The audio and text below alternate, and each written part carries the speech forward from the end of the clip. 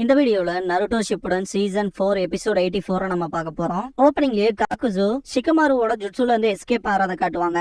இத பார்த்த Shikamaru shock ஆயிருப்பான். எப்படிடா இவன் உடம்புல இருந்து தனிப்பட்ட முறையில் அவனோட கை தனியா வேலை செய்யுது, இது எப்ப நடந்திருக்கும் அப்படின்ட்டு. அதேதான் அந்த பேப்பர் பாம் அட்டாக் அப்பவே தான் அந்த புகையில அவனோட கையை கிரவுண்டுக்குள்ள மறைச்சிருக்கா. அக்காட்சுகியை சேர்ந்தவங்களோட எபிலிட்டிஸ் எல்லாமே வினோதமா தான் இருக்குன்ட்டு கடுப்பாவான் ஷிகமாரு. காக்குசு, என்னோட பவர் என்னன்னே உனக்கு தெரியாது, அப்புறம் எப்படி இது ஒரு முடிவுக்கு வந்துச்சுன்னு சொன்னேன். என் பாட்டாம இல்லாம நீ புத்திசாலி தானே அப்படின்னு சொல்லி கேட்பான். திடீர்னு பார்த்தா ஹீடன் அட்டாக் பண்ண ஆரம்பிச்சிருவான். என்னோட உடம்பு என்னோட கண்ட்ரோல்லயே இல்ல, ஏதாவது பண்ணு காக்குசு அப்படின்னு கத்துவான். காக்குசுவை கார்னர் பண்ணிருப்பான். ஷிகமாரு இப்ப சோஜி அப்படின்பா ஸ்பைக்கி ஹியூமன் போல்டர் பண்ணுவான். சோஜி அட்டாக் நடக்கிறதுக்கு முன்னாடியே சீல் ஃபார்ம் பண்ணிருப்பான். காக்குசு ஹீடன் காக்குசுன்னு கத்துவான். அப்படியே சீன் ஸ்வாப் ஆகும் நருட்டோவோட ட்ரைனிங் ஏரியாவுக்கு. மொத்த இடத்தையுமே பொழந்து வச்சிருப்பான். இவ்வளவு அதிபயங்கரமா இருக்குன்ட்டு யாமட்டோவே ஷாக் ஆயிருப்பாரு. ஜஸ்ட் நார்மலா பார்த்தாலே தெரியும் பெரிய அளவிலான சேதம் இருக்கும். தூரத்துல சாய் சக்குராவும் இருப்பாங்க.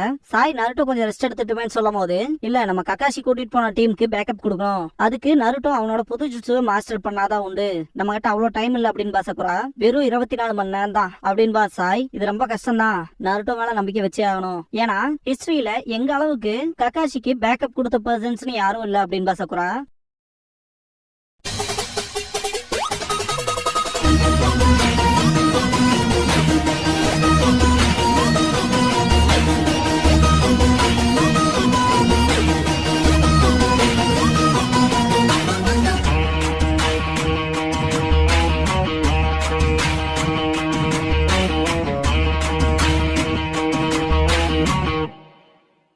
ஓப்பனிங் சாங் முடிஞ்சதுக்கு அப்புறமா காக்குசூஸ் எபிலிட்டி அப்படிங்கிற இந்த எபிசோடோட டைட்டில் போட்டு ஸ்டார்ட் பண்றாங்க.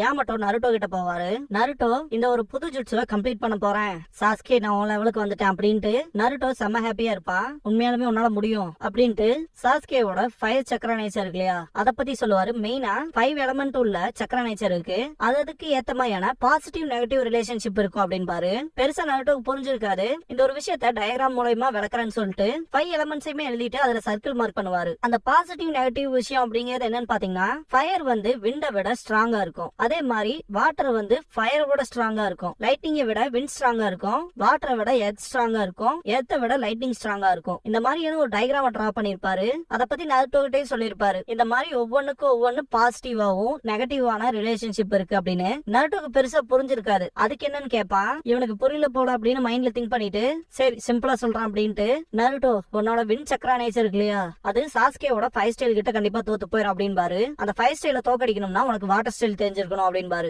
ஏன்னு சொல்லி நருட்டோ கேப்பா.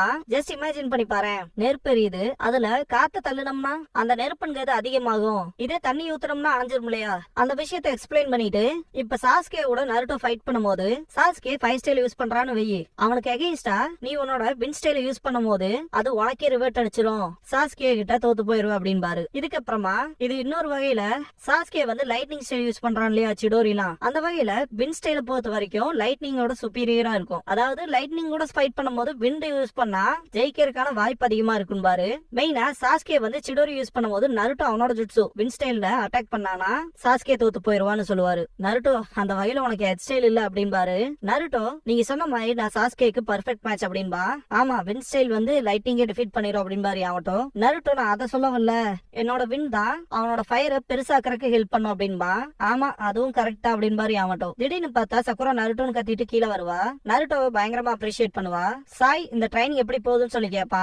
அதான் பாக்குறே அப்படின்பா நருட்டோ. இப்படியே போச்சுன்னா சீக்கிரமா முடிச்சிருவீல அப்படின்னு சக்குரா கேட்கும். யாமட்டோ, இல்ல ஒரே நிமிஷம் அப்படின்ட்டு, கொஞ்ச நேரம் கொடு, கடைசியா ஒரு விஷயத்த ட்ரை பண்ணி பாக்கணும் அப்படின்பாரு யாமட்டோ. இதுக்கப்புறமா ஷிகமாரு சைட் சீன் ஜம்ப் ஆகும். சோஜி காகுசுவை அட்டாக் பண்ணிட்டு வெளியே வந்திருப்பா.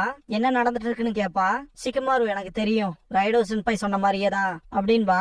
காகுசு மொத்தமா அவனோட உடம்ப ஹார்ட் ஆக்கி இருப்பான். ஷிகமாரு இந்த பாயிண்ட்ல ஃபர்ஸ்ட் காகுசுவை மீட் பண்ணும்போது வெறித்தனமான அட்டாக் வச்சிருப்பான். ஷிகமாரு ஜஸ்ட் மிஸ்ல எஸ்கேப் ஆயிருப்பான். அதை திங்க் பண்ணி பார்த்துட்டு அவனோட ஸ்பெஷல் ஜுட்சு அவன் உடம்ப ரொம்பவுமே ஹார்ட் ஆக்குறான் அப்படின்பா ஷிகமாரு. நல்லாவே அனலைஸ் பண்ற, சரிதான், என்ன அடிச்செல்லாம் காலி பண்ண முடியாது அப்படின்பா காகுசு. ஷிகமாரு மைண்ட்ல இப்படி இருக்குன்னு எதிர்பார்க்கல, பிசிக்கல் அட்டாக்ஸ் வைக்காம இவன் எப்படி தோக்கடிக்கிறதுன்னு திங்க் பண்ணுவான். சோஜி ஷிகமாருன்னு கூப்பிடுவான். ஹீடன் பயங்கரமா சிரிச்சுட்டு, பயப்படுங்க நாத்திகவாதிகளா அப்படின்ட்டு பயங்கரமா சிரிச்சுட்டு காகுசு கிட்ட இந்த ஒரு ஜுட்சுவை டக்குன்னு பிரேக் பிரேக் பண்ணு, இது இவங்களுக்கு திருப்பி கொடுக்க வேண்டிய நேரம் அப்படின்பா.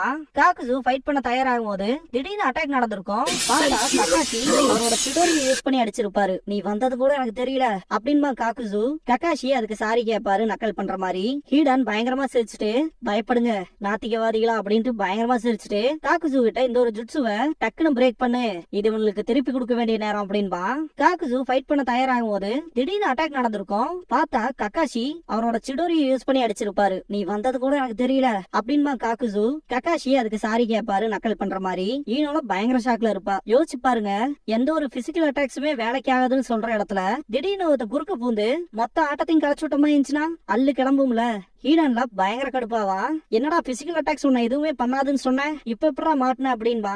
சிக்கமாருக்கும் அதே கேள்விதான் இருக்கும். நம்ம இதுக்கு முன்னாடியே பாத்திருப்போம். கக்காஷி அவரோட சரியான வச்சு நடக்கிற எல்லா விஷயங்களையுமே ரீட் பண்ணிட்டு இருப்பாரு. அந்த வகையில சோஜி ஸ்பைக்கி ஹெவன் பவுல்டர் யூஸ் பண்ணும்போது அட்டாக் நடக்கிறதுக்கு முன்னாடி காகுசு அவனோட ஹேண்ட் சைன் பண்ணிருப்பான். அது பாத்தீங்கன்னா ஹெட் ஸ்டைல் ஜுட்சு பண்றதுக்கான சீல். அந்த விஷயத்தை கக்காஷி பாத்திருப்பாரு. இதுக்கு முன்னாடி யாமட்டோ சொன்னார் இல்லையா, ஹெட் ஸ்டைல விட லைட்னிங் தான் பவர் ஜாஸ்தின்னு. அந்த ஒரு விஷயத்தை தான் இங்க யூஸ் பண்ணிருக்காரு கக்காஷி. காகுசு கக்காஷியோட மூஞ்சியும் கூட பாத்துருக்க மாட்டான். இவ்வளவு சீக்கிரமா இவ்வளவு விஷயங்களை அனலைஸ் பண்ணிருக்க, என்னோட சீலையுமே சீக்கிரமா ரீட் பண்ணிருக்க, அது மட்டும் இல்லாம உன்னோட லைட்னிங் ஸ்டைல் இந்த லெவல்ல இருக்கு. இரு, நீ கக்காஷி ஆஃப் த ஷரிங் ஹேண்ட் தானே அப்படின்னு சொல்லி கேட்பான். நான் இதுக்கு முன்னாடி சொன்னேன் இல்லையா கக்காஷி செம்ம ஃபேமஸ்னு. மூஞ்சியை கூட பார்க்காம லைட்டிங் ஸ்டைலோட லெவலை பார்த்து சொல்றான் பாருங்க காக்குசு. ஹெட் ஸ்டைல் லைட்டிங் ஸ்டைலை விட வீக், இது பர்ஃபெக்ட் இல்ல, இதோட நீ முடிஞ்ச அப்படின்பாரு கக்காஷி.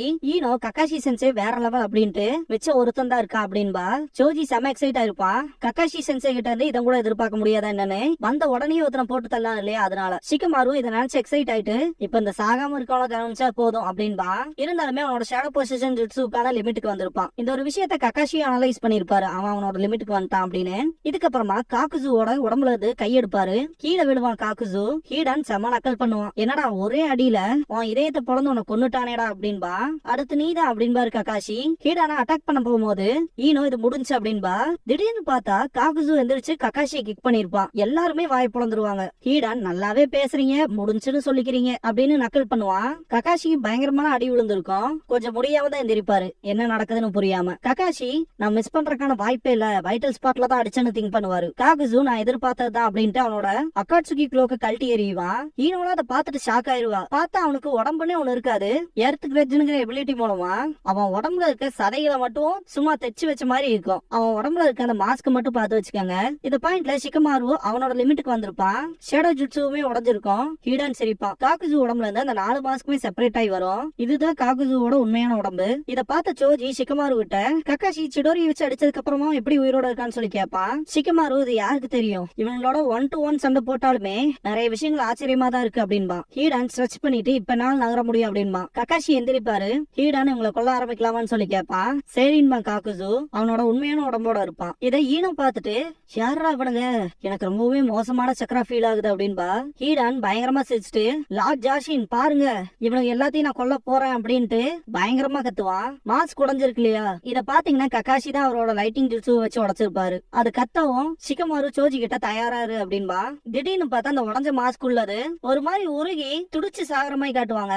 என்னடாதுன்ட்டு பாப்பா சிக்கமாரு. ஹீடன் நம்ம வார்த்தையெல்லாம் அவனுக்கு பயமூத்தி வச்சிருக்கப்ப உன்னோடதுல ஒண்ணு செத்து போச்சுன்னா இது முட்டாள்தனமா இல்லையா அப்படின்ட்டு பயங்கரமா கத்துவான். காகுசு கிட்ட கக்காஷி அவனோட உடம்புல இருந்து வெளியே வந்த மாஸ்க்ல ஒண்ணு இறந்துருச்சு அப்படின்பாரு. நச்சுடூரி வச்சு அடிச்சால இதுக்கு முன்னாடி அந்த ஒரு மாஸ்க் போல ஒரு நல்ல விஷயம் கிடைச்சிருக்கு பாக்க போனா அப்படின்பாரு கக்காஷி. காகுசு ஹீடன் கிட்ட நீ விளைவிக்க மொத்தத்தையும் நானே பாத்துக்கிறேன் அப்படின்பா. ஹீடன் செம கடுப்பாவா இந்த விஷயத்தை ஏத்துக்க மாட்டான். எப்பவும் போல சண்டை போடலாம் அப்படின்பா. காகுசு ஹேண்ட் சைன் பண்ணுவான். ஹீடன் கக்காஷியை வெறித்தனமா அட்டாக் பண்ண ஆரம்பிச்சிருவான். திடீர்னு பார்த்தா காகுசுவோட மாஸ்க்ல ஒண்ணு வரும். வின் ஸ்டைல் பிரஷர் டேமேஜ்ங்கிற ஜுட்சுவை பண்ணும். சுத்தி இருக்க எல்லாத்தையுமே செதற விடும். சிக்கமாரும் சோஜியும் பின்னாடி போவாங்க. சிக்கமாரு சோஜி கிட்ட பாத்துன்னு கத்துவான். இந்த பாயிண்ட்ல இந்த காத்தோட பிரஷர்ங்கிறது வேற லெவல்ல இருக்கும். சிக்கமாருவும் சோஜியும் கக்காஷி சென்சேன்னு கத்துவாங்க. ஈனோ சொந்த பார்ட்னர் இருக்கும் போதே அட்டாக் பண்றானே அப்படின்ட்டு அவன் தான் சாக மாட்டானாச்சு, அதை அட்வான்டேஜா யூஸ் பண்ணிக்கிறாங்களோ அப்படின்ட்டு திங்க் பண்ணுவா ஈனோ. அந்த ஜுட்சு கம்ப்ளீட் ஆகவும் மொத்த இடமுமே புயல் அடிச்சு ஓஞ்ச மாதிரி இருக்கும்.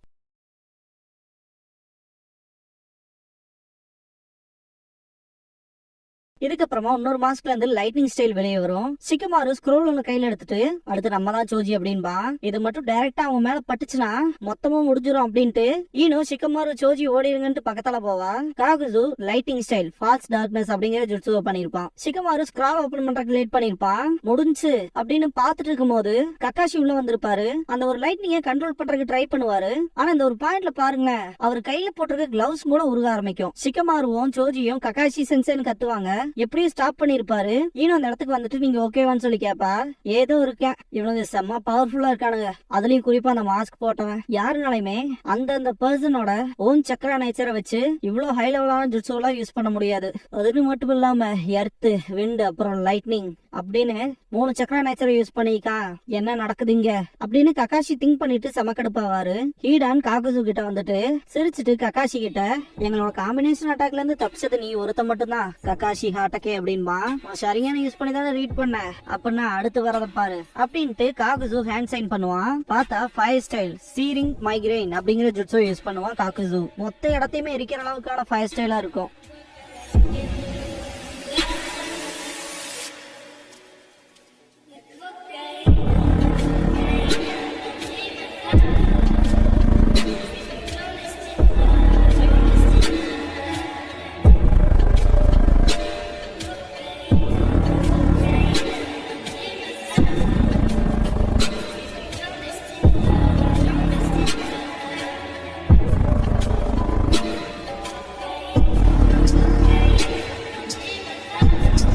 க்ளோசிங் சாங் முடிஞ்சதுக்கு அப்புறமா தி டெரிஃபைங் சீக்ரெட் அப்படிங்கிற எபிசோட தான் நம்ம அடுத்து பார்க்க போறோம் அப்படின்மா நருட்டோ. இதுக்கப்புறமா சாயை காட்டுவாங்க, டிராயிங் பண்ணிட்டு இருப்பா. இங்க என்னடா பண்றேன்னு காய் கேட்பாரு. உறைஞ்சிட்டு இருக்க அப்படின்மா சாய். என்னடா உடம்பே ஒரு மாதிரி பேலா இருக்கு அப்படின்பாரு. தமிழ்ல வெளரிய தோல் அப்படின்பாங்க. ஒரு மாதிரி வெள்ளையிலேயே வெள்ளை பூசண மாதிரி இருக்கும். நான் நார்மலாவே அப்படிதான் இருப்பேன் அப்படின்பா சாய். என்னடா யூத்துக்கான ஒரு எனர்ஜியும் இல்லாம இருக்கு அப்படின்ட்டு அதுக்காக உனக்கு ஸ்பெஷல் கிஃப்ட் கொடுக்க போறேன்ட்டு அவரோட பாடி சூட்டை கொடுப்பாரு.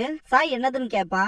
பயங்கர பில்டப் கொடுப்பாரு காய். இதை போட்டுட்டு ஒரு தடவை ட்ரைனிங் எடுத்தீங்கன்னா போதும், இதை போட்டுக்கிட்டே இருப்ப, அந்த அளவுக்கு டியூரபிளாவும் இருக்கும், பர்ஃபெக்டான பாடி சூட்டா இருக்கும். இன்ஃபேக்ட் இததான் நானும் வியர் பண்ணிருக்கேன், ஒரு மாற்றத்தை கொடுக்கற பொருள்ரா இது அப்படின்பாரு. மாற்றத்தை கொடுக்கற பொருள் அப்படின்ட்டு காய் கிட்ட கேட்கும். இது உனக்கும் எனக்குமான விஷயமா இருக்கட்டும் அப்படின்ட்டு இந்த ஒரு சூட்டை போட்டனாலதான் நருட்டோ லியோ ரொம்ப ஸ்ட்ராங்கா இருக்காங்க அப்படின்பாரு. இதுதான் எனக்கு கன்வின்ஸ் பண்ணுச்சு, நான் பாக்க எப்படி இருக்கேன்னு சொல்லிட்டு சக்குரா கிட்ட அந்த விஷயத்தெல்லாம் சொல்லிட்டு அந்த ட்ரெஸ் போட்டு நின்னுட்டு நல்லா இருப்பேங்கிற காம்ப்ளிமெண்ட் வாங்குங்கிற ஒரு நம்பிக்கையில நிப்பான். ஓப்பனா சொல்லணும்னா பாக்க கே மாதிரி இருக்கு அப்படின்றவா சக்குரா. கேனா மீனிங் தெரியும்ல எல்லாத்துக்கும், ஏன்னா நான் அந்த விஷயத்த சொல்ல